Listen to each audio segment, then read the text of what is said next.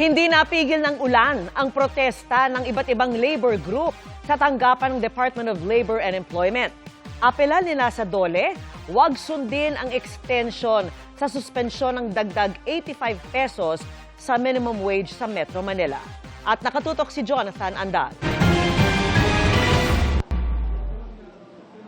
Mula 695 pesos noong nakaraang buwan, 755 pesos na kada araw ang sweldo ngayon ng waiter na si Val. Kahit kasi pinigil muna ng korte, itinuloy ng amo ni Val ang utos ng Regional Tripartite Wages and Productivity Board NCR na dagdagan ng 60 pesos ang arawang sahod ng mga manggagawa sa Metro Manila ngayong taon na bahagi ng 85 peso wage increase. Laking pasalamat ni Val sa kanyang amo lalo't may pinapaaral pa siyang 3 nakababatang kapatid.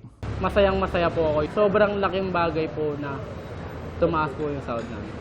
Nagkataon lang na kaya namin magpasahod ng ganun. At the same time, maganda yung pasok ng benta sa amin. Kung wala rin naman sila, hindi rin naman namin kaya magpasahod, di ba? Pero may mga manggagawang hindi pa rin makatatanggap ng dagdag sahod. Kaya nag-rally kanina sa harap ng tanggapan ng Department of Labor and Employment o DOLE ang mga labor group. Pinalawig pa kasi ng korte ang suspensyon sa pagbibigay ng 85 pesos na increase sa minimum wage matapos pagbigyan ng korte ang hiling ng dalawang construction company na preliminary injunction. Mananatili ito hanggat wala pang desisyon ng korte sa mismong petisyon laban sa wage increase. Pero para may patupad ang injunction, kailangang maglagak muna sa korte ng 10 bilyong pisong bond ang mga kumpanyang nagpetisyon. Yun na nga yung ironic doon. Kaya pala magbigay ng 10 billion na ban. Pero kung idinagdag na lang yon sa dagdag sahod ng mga manggagawa, wala na tayong ganitong problema. Sabi ng mga nagpetisyong kumpanya, magreresulta ang mas mataas na minimum wage sa mas mababang kita ng mga negosyo, pagbabawas ng mga trabahador, posibleng pagsuspinde ng operasyon o tuluyang pagsasara ng kumpanya. Sabi ng korte, mas mabigat ang pagkawala ng trabaho kaysa sa pansamantalang hindi pagtanggap ng karagdagang sahod. Pero panawagan ng mga manggagawa, huwag sundin ni Labor Secretary Francis Tolentino ang injunction at ituloy pa rin ang wage increase. Ang gusto namin noon pa, sabihin niya na hindi niya kinikilala ang jurisdiction ng Korte ng Pasig. Kasi mayroon siyang kapangyarihan sa batas na ipatupad solely by the DOLE.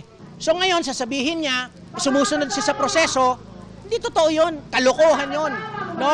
Sumusunod, ang ibig lang sabihin nun, pabor siya sa mga kumpanya, against siya sa worker. Yun lang ang ibig sabihin nun.